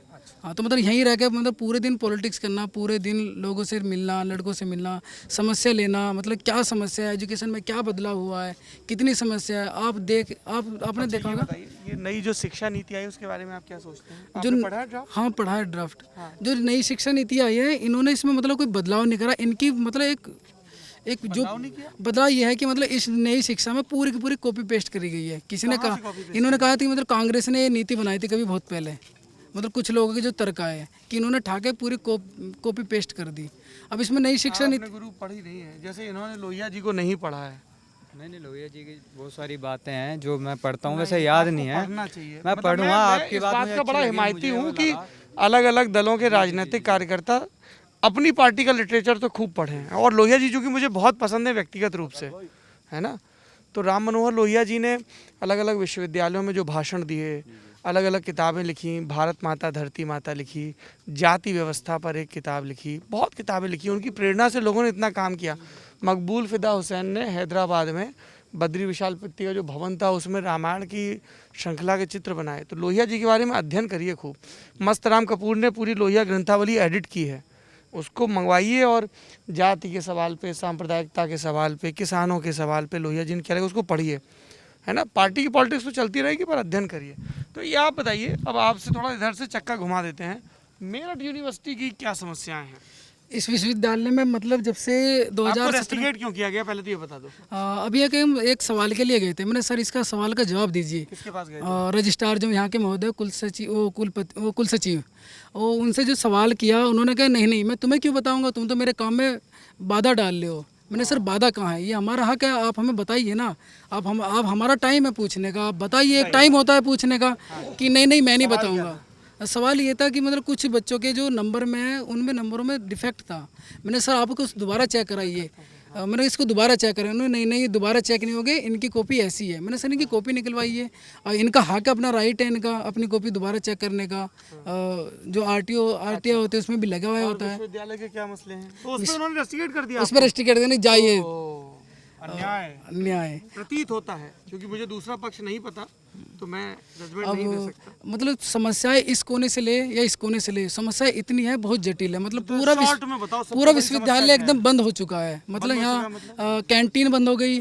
सर छोटू राम में वहाँ पे जेल बनी हुई है 2 साल से, और मैन जो मैं रेस्टिकेट हुआ तो जेल के लिए हुआ था। मतलब सर छोटू राम में एक जेल बनाई, अस्थायी jail. Sir Chhotu Ram sir छोटू, हाँ बता थोड़ा। मेरठ के बाहर, मेरठ के बाहर के लोग भी देख रहे होंगे ना सर। छोटू यहाँ Ram sir engineering Chhotu Ram college यहाँ है। का एक इंजीनियरिंग कॉलेज है कैंपस का, और उसकी फीस सबसे ज़्यादा है इस कैंपस में। तो वहाँ का एक स्टूडेंट वहाँ का एक स्टूडेंट 85,000 रुपये देता है अपनी फ़ीस के। तो जब वहाँ का स्टूडेंट 85,000 दे रहा है तो उसे पढ़ने की सुविधा उतनी ही होनी चाहिए जितनी उसकी फ़ीस है। यूनिवर्सिटी में तो वैसे भी पहला अधिकार उसके छात्रों का होता है। तो यहाँ की जो सर छोटू राम है वहाँ पे जेल बना दी, 1 साल से पूरा जेल था। हमने कहा सर इसको जेल को हटाइए। उन्होंने कहा तुम्हारे कहने से थोड़ी हटा दूंगा मैं जेल। मैंने कहा हम यहाँ के छात्र हैं, यहाँ के छात्र 85,000 रुपये दे रहे हैं, वे कहाँ पढ़ेंगे। लाइट के वो कह रहे ये मेरे संज्ञान में नहीं है और मेरे हाथ में नहीं है। मैंने जब आपके हाथ में नहीं तो आप वहाँ तक ले जाए जिनके हाथ में, हम तो आपके तक पहुँचेंगे ना, आपके धुरे लाएंगे, आपने वहाँ तक पहुँचाइए। नहीं मैं नहीं कर सकता। कर दिया है कैंपस को, ये मसला है। अब भी वहाँ पे जेल है, अब भी जेल है पूरे 2 साल हो आपके गए। हिसाब से मेरठ यूनिवर्सिटी का, मेरठ के नौजवानों का क्या मसला है? इस मसला तो यही है जी, पहले तो शिक्षा है, जो अब शिक्षा लोगों को सही तरीके से नहीं मिल पा रही। बिल्कुल उसमें भी बहुत सारी बाधाएं इन्होंने डाल रखी हैं शिक्षकों इन्होंने। और अब जो बाधाएं हैं कि देखो जी, बालक जो होता है, वो जो छात्र है वो हमेशा विश्वविद्यालय आता पढ़ने के लिए, वहाँ पढ़ता है, लाइब्रेरी में आता। अब ऑनलाइन में इन्होंने क्या कर दिया, फ़ोन चला दिया, ऑनलाइन क्लासेस चल रही हैं। तो ऑनलाइन में सबसे बड़ी दिक्कत है जी, एक तो उनका नेट जो होता है सर्वर कभी भी आता जाता, नेटवर्क प्रॉब्लम होती है, पढ़ा ही नहीं पाता। डिजिटल डिवाइड एक बड़ी डिजिटल बात डिवाइड रखी थी बहुत यहाँ के सारी वीसी चीज़ें से हैं इसमें। कि जब आप 85,000 रुपये ले रहे हो तो एक ऐसा डिजिटल रूम बनाइए जहाँ पे प्रोफेसर खड़ा होकर सही से पढ़ा सके। अच्छी नेट ये तो किया जाना चाहिए, एक ऐसा रूम बने, अच्छा डिजिटल बोर्ड प्रोजेक्शन हो और लेक्चर्स वहाँ पे रिकॉर्ड हो, तैयार हो और अच्छा प्रोजेक्ट डिजिटल बोर्ड हो, लेकिन ऐसी कोई व्यवस्था नहीं। 2 साल से 85,000 रुपये बच्चे दे रहे हैं।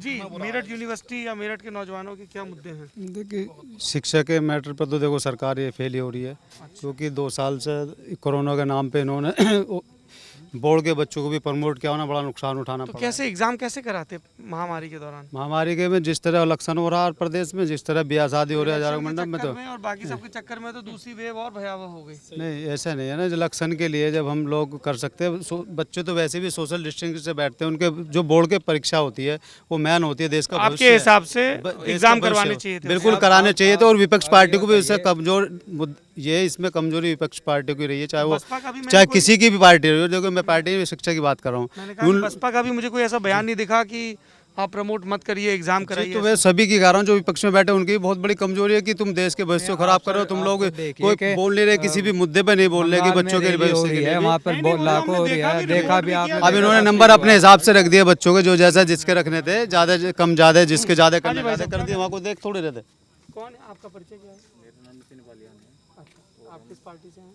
नहीं, हम सामाजिक कार्यकर्ता हैं। सामाजिक आएंगे आपके पास, ये सब लोग इंतजार कर रहे हैं ना। हाँ जी। तो जी मेरठ यूनिवर्सिटी, मैं मेरठ यूनिवर्सिटी नहीं, पूरे एक शिक्षक के आधार पर बात करना चाहूँगा। मैं सरकार से सवाल करना चाहता हूँ कि ये जो इन्होंने डिजिटल शिक्षा का रूप दिया है पिछले 2 साल से, क्या एक किसान का बालक पहले पढ़ाई के लिए एक बेसिक 20,000 रुपये का मल्टीमीडिया फ़ोन लेकर आए? क्या ये किसान संभव है? जो किसान पहले से ही कर्ज में है, अपने बालक को पढ़ाने के लिए कर्जा ले रहा है, सिंचाई कर रहा है, पूरे दिन रात खून पसीना एक कर रखा है, ये क्या किसान पे और शिक्षा मध्यम परिवार और साधन संपन्नता एक बड़ा मसला है। नहीं है। ठीक बात है। फैसला जी, इतनी सारी आपने प्रतिक्रियाएं सुनी यूनिवर्सिटी के बारे में, आपके वाइस चांसलर की शिकायत भी कर रहे हैं, कह रहे हैं वहाँ जेल वगैरह बना रखी है। नहीं, वाइस चांसलर तो इनके भी हैं, हमारे सबके वाइस चांसलर है, हम यहाँ पे पढ़ते हैं। आपके से मेरा तात्पर्य आप विद्यार्थियों के, हाँ वो भी हैं। हाँ जी, हाँ भाई, आपके भी है ना आनंद वाइस चांसलर? सबके हैं, कह रहे हैं सबके हैं। सबके वाइस चांसलर हैं। तो देखो यहाँ कमियाँ तो हैं ही, इसमें कोई दो राय नहीं है। ये लाइब्रेरी है, पहले पूरी रात खुलती थी, अब यहाँ पे आकर बच्चे पढ़ते थे, हम भी पढ़ते थे। ठीक है, अब ये लाइब्रेरी 8 विद्यार्थी परिषद ने वाइस चांसलर से कि इस लाइब्रेरी चुनाव के लिए निकास तक लाइब्रेरी खोलने के लिए मैं कोई विद्यार्थी परिषद ने चुनाव के लिए नहीं कहा। चुनाव के लिए मैं कोई विद्यार्थी परिषद का दायित्ववान कार्यकर्ता नहीं हूँ, बस वैसे ही कार्य करता हूँ। वैसे कार्य करता हूँ, उसके जो तय करेंगे वो संगठन मंत्री तय करेंगे कि क्या करना है क्या नहीं करना है। ठीक है जी। दूसरी चीज़, यहाँ पे कैंटीन, 2 कैंटीन थी, एक बीटेक कैंटीन और एक ये यहाँ पे मेन कैंपस की कैंटीन, जो यहाँ से कम 200-500 किलोमीटर दूर के छात्र आके यहाँ पे रहते हैं, हॉस्टलों में रहते हैं, बीटेक करते हैं यहाँ पे। वो कहाँ जाएंगे रात को? अगर उन्हें मतलब 8 बजे 6 बजे अगर जाना कहीं, तो वो कहाँ जाएंगे? लाइब्रेरी में पढ़ रहे, चाय पीने यहाँ आएंगे कैंटीन में। तो ये कैंटीन इन्होंने बंद कर दी, तानाशाही रवैया अपना रहे हैं। ये हमारे चीफ प्रोक्टर जी है, जो जैसे जाकर बता देंगे उनसे। संघ की भर्ती नहीं, संघ की नहीं, जो चीफ प्रोक्टर जी हैं वो जाकर उनसे जैसे बता देंगे वीसी साहब से, तो उनको मतलब गुमराह किया जा रहा, मतलब ज़्यादा गुमराह वो करते हैं ना। ठीक है जी, जो प्रोफेसर यहाँ पे अधिकारी हैं वो ज़्यादा गुमराह करते हैं उनको। ठीक है जी। 2 हॉस्टल जो है, हॉस्टल में आप ये बराबर में केपी हॉस्टल है, इसमें आप देखोगे पीछे जाके इनके जो वार्डन है DK चौहान जी हैं, तो पीछे बिल्कुल घास जमी पड़ी है, बिल्कुल बुरा हाल है। उसमें सांप आओ, कुछ आओ, बच्चों को खा जाओ, कुछ भी हो। 2 हॉस्टल यहाँ अच्छे हैं, एक MP हॉस्टल है और एक APJ अब्दुल कलाम हॉस्टल है छोटूराम पे। वहाँ पे इतनी साफ सफाई है, बहुत ही मतलब कमरे भी बहुत अच्छे हैं। प्रधान साहब, क्या है यूनिवर्सिटी का हाल? यूनिवर्सिटी का बहुत बुरा हाल है। कोई नई चीज़ जोड़ना चाहें जो इन्होंने कह दी उससे इतर? यूनिवर्सिटी में हमारी में जो है 58 के करीब जो है कोर्स हैं, और जो कोर्स की जो फीस है ना, चाहे BA हो, इकोनॉमिक्स में हो या दूसरे कोर्स में हो, उनकी 3 से 4 हज़ार फीस है। और 3-4 कोर्स ही ऐसे हैं केवल BA वाले MA वाले MA कोर्स छोड़ के, उनकी जो फीस है सबकी 40,000, 70,000, 80,000। आप कह रहे हैं फीस ज़्यादा है? फीस इतनी ज़्यादा है, यहाँ के जो किसान परिवार के बच्चे पढ़ने आते हैं, गरीबों के जो है इतनी फीस उन्होंने बढ़ा रखी है, और सुनवाई इस यूनिवर्सिटी में किसी की भी नहीं है। और ये इसी 5 सालों अभी जो है पिछले ये इन्हीं 5 सालों में हुआ है। अभी जो है जी, इसी महीने में जो है 75 लाख का घोटाला हुआ है, 65 लाख का घोटाला। शिकायत हुई है उसकी। शिकायत होने के बाद में 2 कर्मचारी उन्होंने सस्पेंड किए हैं। सस्पेंड करने के बाद में फिर जो उनको बहाल कर देता है। चलिए, अरे भाई साहब, आप कहाँ चले गए थे? आपको तो खोज आगे आइए। सबसे बड़ी बात है, एक सेकंड इनकी भी सुन लें। जी, क्या नाम है आपका? मयंक भाटी नाम है मेरा। मयंक भाटी, क्या करते हैं आप? जनपद मेरठ का मैं उपाध्यक्ष हूँ, वाहिनी से, हिंदू वाहिनी से। हिंदू वाहिनी, हिंदू युवा वाहिनी, युवा वाहिनी। योगी जी की क्या काम करता है ये हिंदू युवा वाहिनी? संगठन है जी, सामाजिक समरसता के भाव को ये लेके आया है। कुरीतियाँ जो हैं उन्हें दूर करने का ये कार्य करता है। समाज में कुरीतियाँ थी बहुत ज़्यादा, जैसे कन्याएं जो थी शिक्षा से वांछित थी, शिक्षा की ओर उन्हें अब लेके जाया जा रहा है। बहुत सारी उसके लिए हिंदू युवा वाहिनी ने क्या किया मेरठ में कन्याओं की शिक्षा के लिए? कन्याओं की शिक्षा के लिए संगठन की ओर से हर साल सर एडमिशन कराए जाते हैं फ्री में।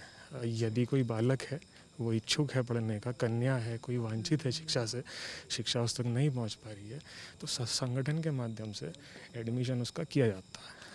और ये जो इस तरह के इल्ज़ाम लगते हैं भाटी साहब तमाम हिंदू दलों पे कि बहुत एग्रेसिव पॉलिटिक्स करते हैं, मारपीट करते हैं, इस तरह के तमाम प्रकरण हाल के दिनों में सामने भी आए हैं। कानपुर में चूड़ी वाले के साथ हुआ। कानपुर में नहीं, इंदौर में हुआ। ये काबिल मित्र हैं, इन्हें जानकारी का अभाव है। आप चेक तो कीजिए चूड़ी वाले ने क्या किया। एक 13 वर्षीय बच्ची के साथ चूड़ी बेचने के बहाने उसी के घर में घुस के बर्बरता उसने की। सर, कोई भी समाज ऐसा नहीं है अनावश्यक रूप से जो मारपीट को देगा बढ़ावा।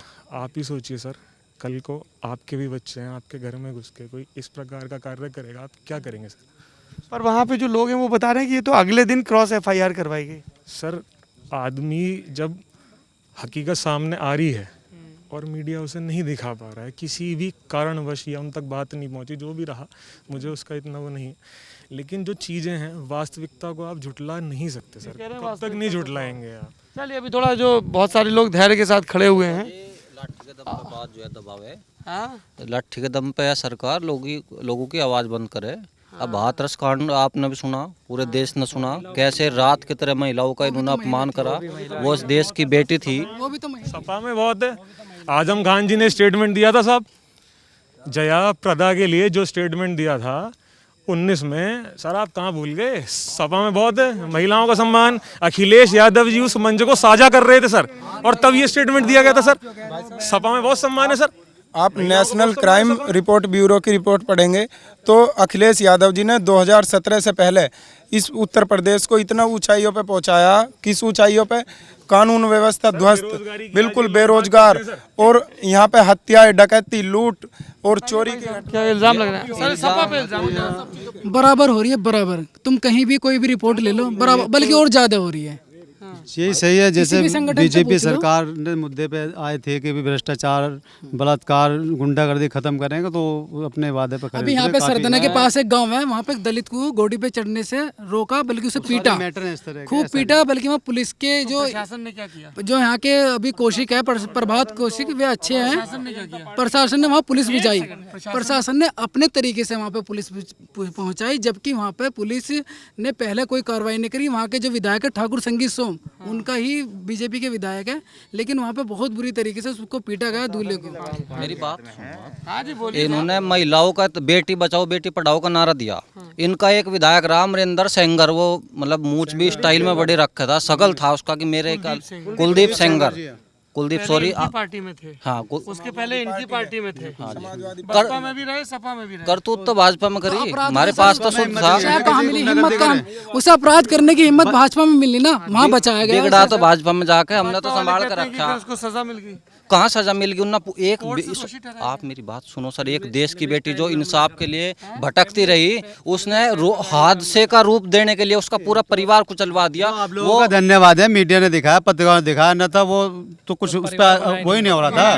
वो तो बुआ जी को, इनकी बुआ जी जो बता रहे हैं मायावती जी को, तो उन्होंने मुलायम सिंह यादव जी ने गेस्ट हाउस कांड आपने सबने सुना, तो मुलायम सिंह यादव जी उनके पीछे भागे बुरी तरह से। उन्होंने भाजपा के खुद कार्यकर्ता, वहाँ मौजूद नहीं थे। भाजपा कार्यकर्ताओं ने उन्होंने बचाया, समाजवादी पार्टी के, नहीं समाजवादी पार्टी के कार्यकर्ता तो थे। फैसला जी, एक सेकंड। हाँ, नहीं एक ऐसे भाई साहब एक सेकंड, अरे एक सेकंड यार, ये लड़ोगे तो नहीं, फिर बातचीत बंद कर देंगे। गेस्ट हाउस कांड हुआ था। गेस्ट हाउस कांड पर एक बाकायदा इंक्वायरी बैठी है, जिसमें उन पे हमले और सब चीज़ें है ना, तो इल्ज़ाम तो है, क्यों है ना इल्ज़ाम? नेता पर नहीं है ना? हैं? हाँ, नेता के कार्यकर्ताओं पे है। नेता कार्यकर्ताओं पे तो हैं। अच्छा एक सेकंड आज मेरे पे कोई उसी का बदला बहन जी ने सपा को खत्म करके ले लिया, गठबंधन करके ले लिया। अच्छा, गठबंधन करके सभा खत्म। क्या अपने 10 जिता लिए, उनके 5 जीते, 5 भी वो घर वाले जीते। अच्छा, ये प्लानिंग थी और क्या, बहन जी ने बिल्कुल सपा को खत्म कर दिया गठबंधन करके।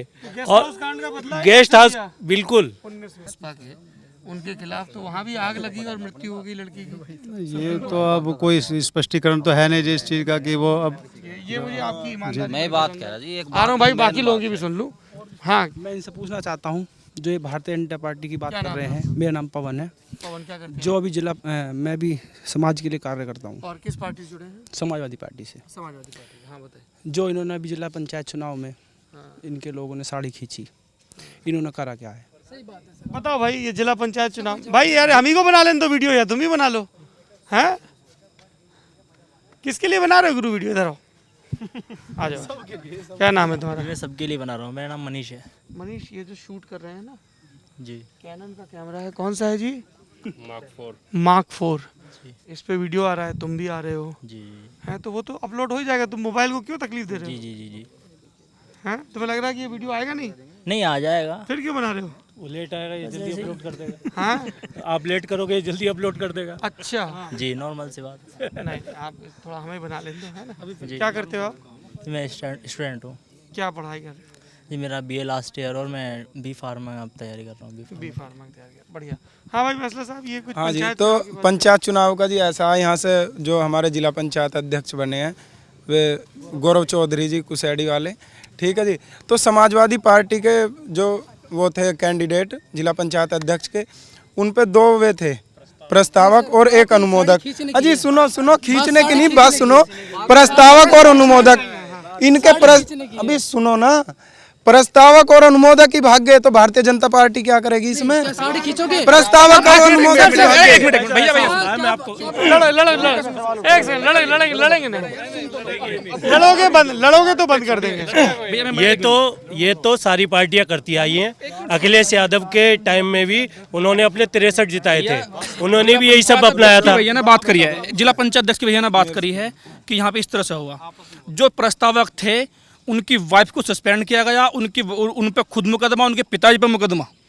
और ऐसा कोई भी जो प्रस्तावक दूसरी पार्टी के लोग बने थे, हर जिले में ऐसा इस देश के अंदर पहली बार हुआ है कि बागपत जैसी जगह में दूसरी महिला पर्चा वापस लेके चलेगी उठा के। ये सरकार की असलियत है। इतने प्रशासन ने पूरा सहयोग किया है और ये हर पार्टी करती है। जो पार्टी सत्ता में होती है उसी के ब्लॉक प्रमुख, उसी के जिला पंचायत उसी के होते हैं। ये चुनाव जो साड़ी खींचना क्या, जब भाजपा तुम्हारे में- प्रस्तावक अनुमोदक भाग्य भाजपा में साड़ी खींच एक सेकंड आप ये नहीं, एक second, this is not a TV debate, wait a second, this is not a TV debate. हम लोग थोड़ा सा संसदीय ढंग से बात करेंगे। देखो मैं चला जाऊंगा, है ना, जी भैया, ये कैमरा लेके, तुम लोग को यहीं रहना है, हाँ जी, है ना। जिन नेताओं के लिए लड़ रहे हो, यहीं रहेंगे, हमारी ना लड़ाई ना आपस में लड़ाई ना। जिन नेताओं के लिए तुम लड़ रहे हो, पता नहीं वो पूछने आएंगे भी कि नहीं बात आएंगे। करते वैसे नहीं लड़ते हम, वैसे ठीक है सब। चलिए और आगे। हाँ जी, आप तो कल भी मिले थे, कल आपसे बात हुई थी, कुछ नया कहना चाहते हैं शॉर्ट में? जी, बोलिए। मैं लास्ट ईयर 10th क्लास किया। मैं खुद ये कहना चाहता हूँ कि 10वीं के एग्ज़ाम होने चाहिए थे, क्योंकि मैं तैयारी कर रहा था। मेरे प्री बोर्ड में 70+% मार्क्स आए थे और मुझे अब गवर्नमेंट की तरफ से 50.8% मार्क्स दिए गए हैं। अब मैं इम्प्रूवमेंट के लिए तैयारी कर रहा हूँ। फॉर्मूले में क्यों नहीं आप फिट हो पाए? सर इसलिए फिट नहीं हो पाए, फॉर्मूले में ये है, जो हमारा स्कूल है उसके प्रीवियस 3 ईयर्स का जो बोर्ड के नंबर आए हैं, जितने परसेंटेज, उसके मोड के हिसाब से हमें नंबर दिए गए हैं। हमारे नंबर्स पे हमें नंबर नहीं दिए गए हैं। अगर हमें प्री बोर्ड के हिसाब से देते या 9th के हिसाब से देते, और उसमें दोबारा तैयारी कर। अब सर्कुलर में ये कह दिया गया है तुम सुप्रीम कोर्ट में या कोर्ट में उसको चुनौती दे सकते हो सर। तो वो लॉन्ग प्रोसेस है। आप क्या करते हैं गुरु? बीजेपी के जो लोग हैं मैं तो इनसे जी पूछना चाहता हूँ। मैं जॉब करता हूँ, सॉफ्टवेयर इंजीनियर हूँ मैं, सॉफ्टवेयर, ये मेरठ के रहने वाले? मेरठ के, मुजफ्फरनगर का रहने वाला हूँ मैं, मुजफ्फरनगर। रहता क्या मेरठ। आप ये पूरी इतनी चर्चा सुन रहे हैं? मैं जो थारे दर्शन कराना आया था बस, और कुछ नहीं। मेरे दर्शन करने आए थे? अरे यार, और कुछ नहीं। लल्लन टॉप देखते हो? हाँ लल्लन टॉप भी देखो। क्या कमियां, क्या है लल्लन टॉप की कमियां बताइए। अभी तो खूबी देखी। खूबी देखी, चलो यार ठीक, कुछ कमियां बताते तो सुधार करते। हाँ जी भाई, ये हमारे दोस्त हैं, हाँ नाम बताइए अपना। बिट्टू त्यागी। बिट्टू त्यागी जी। त्यागी जी, आपने इतनी सब चर्चा सुनी मेरठ यूनिवर्सिटी के लड़के लड़कियों, क्या आपको क्या लग रहा है? सबको ज्ञान कम है जी। सबको ज्ञान कम है। सुनो है बालकों, तुम लोगों को ज्ञान है कम, ठीक है। बिट्टू त्यागी जी अब बताएंगे कि ज्ञान क्या है, बताओ। ज्ञान का एक भैया बोल रहा था कि मवाना मिल ने पेमेंट नहीं करा, उसने मार्च 31 तक का पेमेंट का रखा भुगतान, ठीक है। पिछले साल का कोई बकाया नहीं। पिछले साल तो हमने भी नहीं कहा। प्रधान जी पिछले साल नहीं आप मार्किंग में हो मेरी, हाँ ठीक है जी। और दूसरा, पहला 2 साल में पेमेंट हुआ, तब 1 साल में हो रहा। ये बात है। अच्छा एक सेकंड रुकना। 18,000 करोड़। प्रधान जी आऊंगा। अरे आऊंगा इसी बात पे आऊंगा थोड़ा। ऐसे नहीं आप यही आऊंगा यार। एक सेकंड बिट्टू जी, एक सेकंड आप कहाँ चले गए थे? मैं ही पता जी। अच्छा ये बताइए। नहीं मैं माफी चाहता हूँ अगर ऐसी गलती हुई तो। आज़ाद समाज पार्टी की क्या विचारधारा, क्या चुनावी संभावनाएं हैं, क्या सपा वगैरह के साथ गठजोड़ होगा क्या? शायद हो भी सकता है, और 2022 में बस करो भाई। हाँ हो भी सकता है, और किसके, सपा के साथ? सपा के साथ। आज और हमको एक व्यक्ति मिला, नवीन नाम था उसका, जी खजूरी गांव में। जी उसने कहा जी पहले हम चंद्रशेखर के खूब साथ थे, चंद्रशेखर ने कहा कि हम समाज के लिए, संगठन के लिए काम करेंगे, राजनीतिक दल नहीं बनाएंगे। अब राजनीतिक दल बना लिया तो वो मायावती जी को कमजोर कर रहे हैं। ये भी कह दिया कि वो बीजेपी के एजेंट हैं।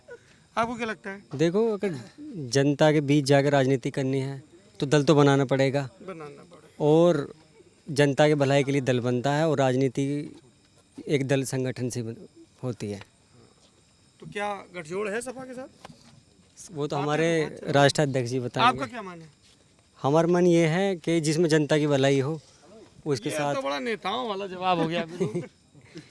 नहीं, मैंने शुरू में कहा था आपसे, मैं किसान और छात्र यूनियन के साथ ज़्यादा रहा हूँ। पार्टियों से मेरा कम संबंध रहा, और राजनीतिक मामले में मुझे ज़्यादा नॉलेज है नहीं। अच्छा जी, तो आपने कहा कि बालकों को ज्ञान नहीं करने की बात मैं कही, त्यागी तो जी के ज्ञान को थोड़ा सा दुरुस्त करना चाहूँगा हाँ। कि मोदी जी ने एक वक्तव्य दिया था कि किसान के गन्ने का मूल्य खेत में तय हो जाएगा और कटते ही भुगतान हो जाएगा। लेकिन ये सालों क्यों लगते हैं? सालों क्यों लगते हैं? 1 साल लगता है भुगतान होने में। 1 साल लगता है? मुझे 1 साल लगता है, नहीं 1 साल लगता है पूरा। ये भाई हमको लग रहा है कि बिल्कुल सही बात करेगा। आ जाओ भाई, देखो तुम्हारी जिससे नाराजगी जो हो वो हो। मेरी किसी को नाराजगी अच्छा, किसानों को गन्ने का भुगतान में क्या 1 साल लगता है? नहीं, बहुत टाइम कई साल तो नहीं मिलता, 3-3 साल भी नहीं मिला लोगों को। 3-3 साल, लेकिन अब जो ये दावा कर रही सरकार की, झूठ बोल रहे हैं, झूठ बोल रहे हैं, किसी को टाइम से नहीं मिल रहा, लोग बहुत परेशान हैं, किसान पागल नहीं आत्महत्या कर रहा है। त्यागी जी ये कह रही अब मैं आपको आंकड़ा दे रहा हूँ, 31 अप्रैल तक का खतौली मिलना कर दिया, नंगलामल का पूरा हो गया, और मार्च तक का योम दर्द में 26 मार्च हो या 31 मार्च हो, 5 दिन का अंतर हो सका है, ठीक है ना, वो मवाना मिलना कर दिया। ऐसा जहाँ के है वहाँ का वो है, उसका नहीं आया। हमारा अलग है मील। क्या नाम है? मेरा नाम अंकुश नागर है। उनके पास कुछ दूसरे आंकड़े हैं। हमारा जो मील है, जिस गन्ना मील की ये बात कर रहे, मवाना वाला, हाँ मवाने वाला, वो गन्ना मील हमारा भी है।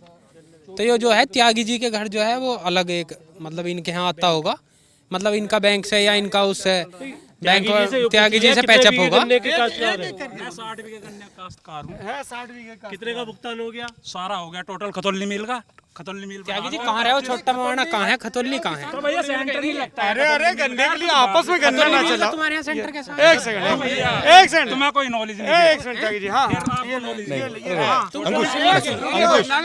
त्यागी जी एक मिनट। हाँ जी, जब बात किसानों की हो रही है तो एक बात मैं भी ये कहना चाह रहा हूँ। मैंने जब से होश संभाला है, मैं न्यूज़पेपर पढ़ता हूँ, मेरे घर न्यूज़पेपर ही आता। तो कभी भी हम किसानों की तस्वीर देखते हैं न्यूज़पेपर में, कार्टून टाइप, तो फटे हुए कपड़े, बुरा हाल। हालांकि हमारा देश कृषि प्रधान देश है, कोई स्पोर्ट्समैन है या कोई नेता है, फिल्मी एक्टर है, उसकी बड़ी बड़ी खबर छपें। तो जो इस देश को चला रहा है, मेरा मानना है, जो पार्टी तो बदलती बदलती रहेंगी, पहले कांग्रेस थी, अब बीजेपी है, तो किसानों की इतनी बुरी दुर्दशा मीडिया भी क्यों दिखाती है?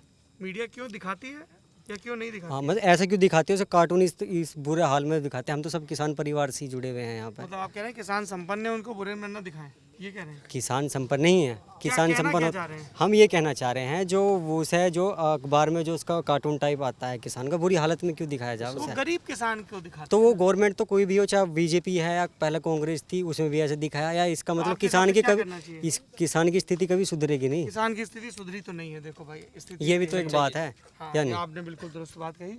हाँ भाई साहब, आप कुछ कहना चाह रहे थे, आपकी बात भी सुन लेते हैं। क्या नाम है आपका? मेरा नाम नितिन बालियान है, नितिन बालियान। और हम एक संगठन चलाते हैं, गोरक्षा सेवा समिति। गोरक्षा सेवा समिति। सेवा समिति, ये आपके परिचित है? नहीं, परिचित आप नहीं हिंदू है, युवा वाणी चलाते हैं, आप गोरक्षा सेवा समिति। लेकिन विचारधारा समाजवादी है। अच्छा, आपकी समाज हमारी थोड़ी भिन्न है विचारधारा इनकी। समाजवादी पार्टी के भी एक पार्टी नहीं है, पार्टी नहीं है, विचारधारा विचारधारा समाजवादी, भगत सिंह वाली समाजवाद। भगत सिंह वाला हाँ, समाजवाद। जो उन्होंने आचार्य को ये बदल के, शिवपाल जी वाला, मुलायम सिंह जी वाला नहीं है? नहीं नहीं नहीं, हमारा भगत सिंह वाला समाजवाद है, जो उन्होंने आचार्य को बदल के हिंदुस्तान रिपब्लिक सोशलिस्ट करा था। उस पर बात है कि इन्होंने किसानों की बात करी कि इन्होंने पेमेंट दे दिया। 2011 में सुप्रीम कोर्ट का एक वक्तव्य आया था कि 14 दिन में पेमेंट नहीं करेगा उसका ब्याज मिलेगा। तत्कालीन 2011, 12, 13, 13, 14, 15 में अखिलेश सरकार ने वो क्या नाम माफ़ कर दिया था उनका। उसके बाद 16 में फिर सुप्रीम कोर्ट ने कहा कि जब किसानों का क्या नाम बिजली का बिल, उनका जो वे लोन लेते हैं वो माफ़ नहीं हो सकता, तो फिर किसानों का भी माफ़ नहीं हो सकता, उन्हें ब्याज दो। उसके बाद 17 में इनकी सरकार आई, इन्होंने कहा, 17 में इनके मैनिफेस्टो में है, सुप्रीम कोर्ट के बयान के बाद इनके मैनिफेस्टो में, भारतीय जनता पार्टी के मैनिफेस्टो में था कि हम 14 दिन में पेमेंट कराएंगे, नहीं तो ब्याज दिलाएंगे। उसके बाद 4 साल हो गए। ब्याज मिलता है त्यागी जी? कोई ब्याज नहीं मिला, कोई नहीं मिला, कोई ब्याज नहीं मिला। उसके बाद कोई ब्याज नहीं मिला। 9 महीने से किसान आंदोलन कर रहा, नए बिलों पे लेके। पिछला ब्याज इन्होंने दिया नहीं, नए बिल ले लिया है जो किसानों को नहीं चाहिए, और किसानों के हितैषी 1.5 गुना 2 गुना ये करने चाह रहे थे। ठीक है, अच्छा एक बात ये बात होगी किसानों की।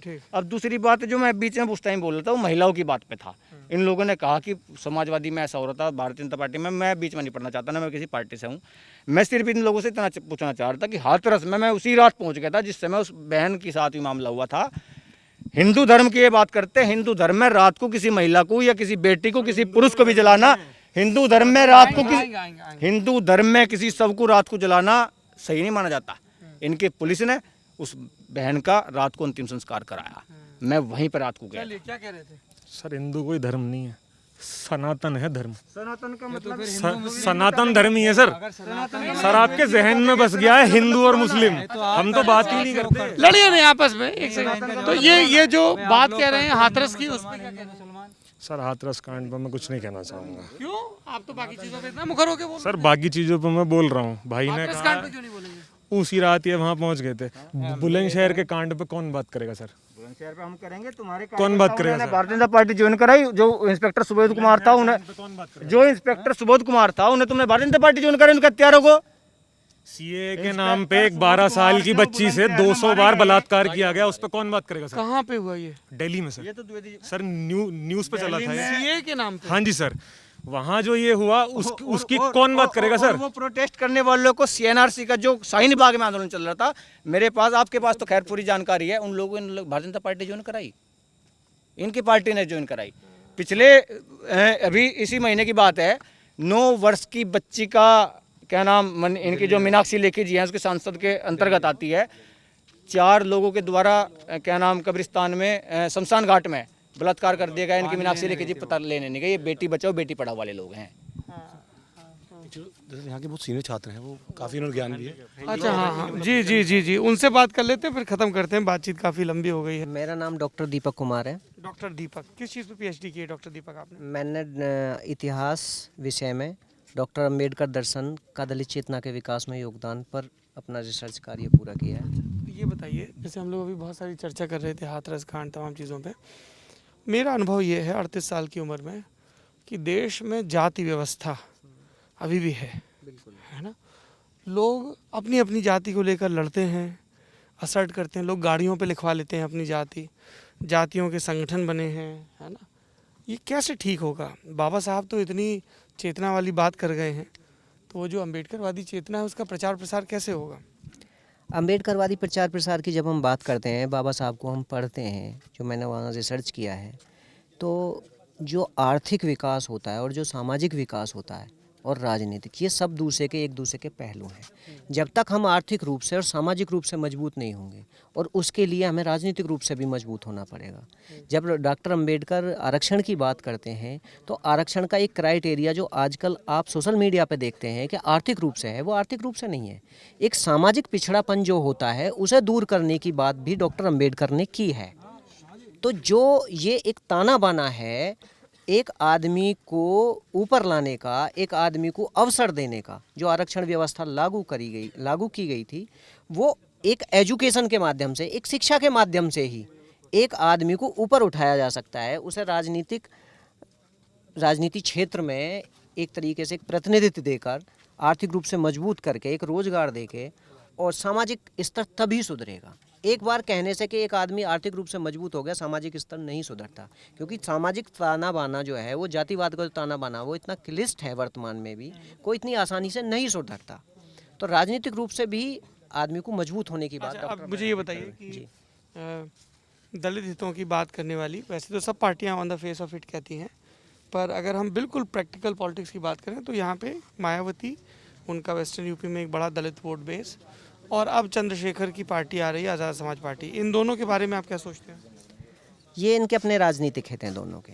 अगर हम बेस में जाते हैं, दलितों के विकास की हम बात करते हैं, या हम ओबीसी की बात करते हैं, तो ये भी उसी का एक परिदृश्य है जो बड़ी बड़ी पार्टियों ने आज तक वर्तमान में भारतीय परिप्रेक्ष्य में या भारत में किया है, वही यहाँ दिखाई देता है। केवल दलित वोट बैंक के नाम पर राजनीतिक रूप से वोट बैंक कर दिया। हाँ, वोट बैंक कर दिया है।